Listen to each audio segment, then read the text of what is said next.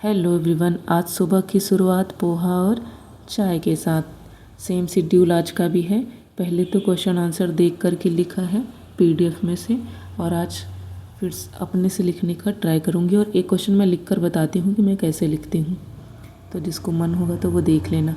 और comment box में किसी ने मुझसे कहा था कि सुजान बोधा की प्रेमिका हैं, तो ऐसा नहीं है।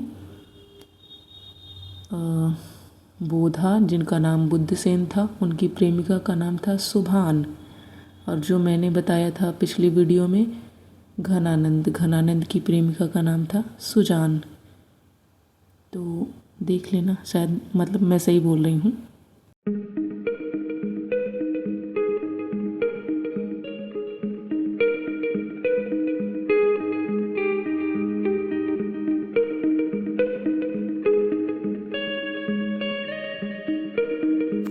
फ़िलहाल अभी मेरे लंच का टाइम हो चुका है, तो मैं पहले ही खाना बना लेती हूँ, फिर पढ़ाई करूँगी। वैसे आज खाने में है मिक्स वेज और पराठा। मिर्च और जीरा डाल के हेल्दी एंड टेस्टी सब्जी बनाया है, और ये मेरा पराठा बन के हो चुका है रेडी। इसके बाद मैंने एक क्वेश्चन का आंसर लिख कर के दिखाया है, जिसका मन हो वो देख सकता है। क्वेश्चन है, रीति मुक्त काव्य धारा में घनानंद के प्रेम और विरह का चित्रण करना है। तो चलो देखते हैं। तो देखो, मैंने एक क्वेश्चन लिया है, घनानंद के प्रेम और विरह का चित्रण करना है। ठीक, अभी देख लेते हैं कि घनानंद से रिलेटेड हमको क्या क्या याद है। एक तो शुक्ल की लाइनें याद होनी चाहिए। इनकी रचनाएं कौन कौन सी हैं? रचनाएं 7-8 तो मुझे याद हो गई हैं। और क्या याद होना चाहिए? जन्म मृत्यु, इनकी प्रेमिका कौन थी, इनके आश्रयदाता कौन थे, जो कि थे मोहम्मद सारंगीला।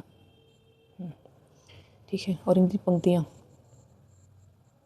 इम्पॉर्टेंट है। रिटन के लिए ये मोस्ट इम्पॉर्टेंट है, ये इम्पॉर्टेंट है, और बस बाकी सब तो ऑब्जेक्टिव के लिए इम्पॉर्टेंट है। तो हमको घनानंद के प्रेम और विरह का चित्रण करना है। कैसे लिखेंगे? पहले शुक्ल की लाइन से ही स्टार्ट कर देते हैं। नहीं, स्टार्ट करते हैं। ये मतलब घनानंद रीति मुक्त काव्य धारा के प्रतिनिधि कवि हैं। प्रेम की पीर भी इनको कहा जाता है।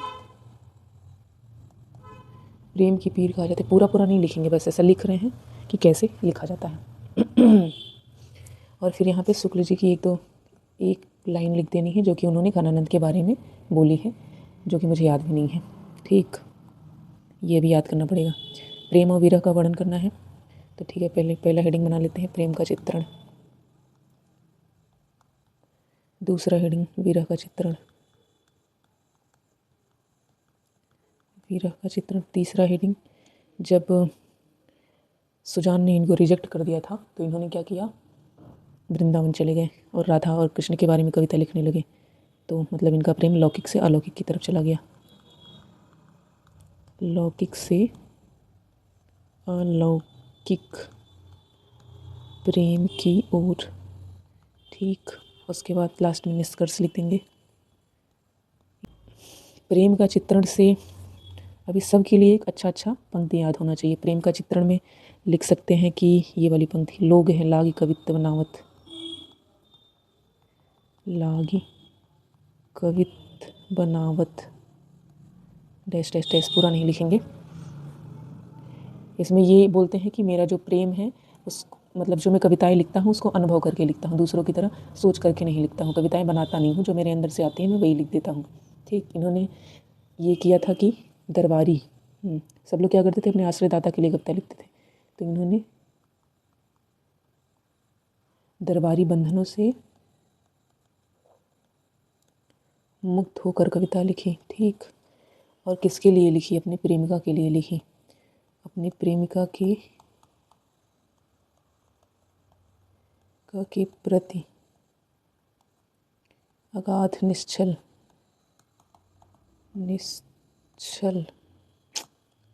और स्वच्छंद कविताएं लिखी। ठीक, ये हो गया। अभी थोड़ा थोड़ा इसको बढ़ा देना है। 1-2 लाइन, अगर शुक्ल की कोई लाइन याद आ रही है तो लिख दो, जो कि मुझे अभी नहीं याद आ रही है। विरह का वर्णन, जितनी कविताएं इन्होंने मतलब संयोग श्रृंगार रस पे नहीं लिखी, उससे ज़्यादा वियोग पे लिखी, क्योंकि इनको सुजान ने रिजेक्ट कर दिया था। तो वीरा से रिलेटेड बहुत सारी इनकी लाइनें हैं, पंक्तियाँ, जिसमें से एक है हीन भय जल मीन अधीन कहाँ, डैश डैश डैश, हीन भय जल मीन अधीन कहाँ कछमो अकुलानी समाने। इसका मतलब जब मछली जल से अलग हो जाती है तो वो तो मर जाती है, उसका ठीक है, लेकिन मैं अपने सुजान से अलग होकर के उसके प्रेम में तड़प रहा हूँ, इसका ये कुछ मतलब है। तो उससे रिलेटेड कविताएं लिख देनी है। मतलब ये तो लाइन हो गई एक। सारा हेडिंग बना लेना है, जितना याद आए उतना धीरे धीरे लिखते जाना है। एक ही पकड़ के बैठे रहेंगे तो फिर लिख भी नहीं पाएंगे। लौकिक से अलौकिक की ओर, जब सुजान ने, मतलब सुजान की निष्ठुरता के बाद, सुजान की निष्ठुरता के बाद घनानंद का यही प्रेम धीरे धीरे अलौकिक अलौकिक कृष्ण भक्ति में परिवर्तित हो गया। फिर ये वृंदावन जाकर के श्री कृष्ण और राधा जी के लिए कविताएं लिखने लगी। उससे रिलेटेड एक पंक्ति याद है मुझे, सलोने श्याम परी क्यों न आवो, सलोने श्याम प्यारे क्यों न आवो, तरस प्यासी मरे, सलोने श्याम प्यारे क्यों न आवो, तरस प्यासी मरे, तिनको जीवा पाओ। ठीक है। इससे रिलेटेड एक निष्कर्ष में क्या लिख सकते हैं,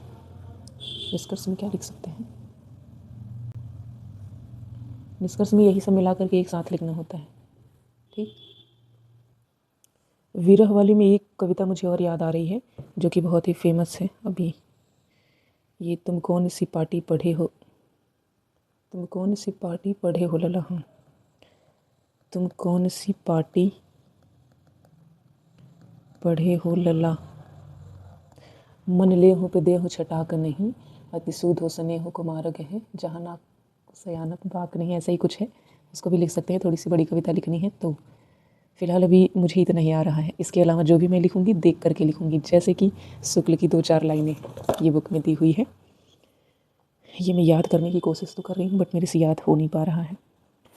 नेक्स्ट टाइम जब मैं लिखूंगी तो और अच्छे से लिखूंगी। बाकी आप लोग बताना ये कैसा लगा, फर्स्ट ट्राई। मिलते हैं नेक्स्ट व्लॉग में।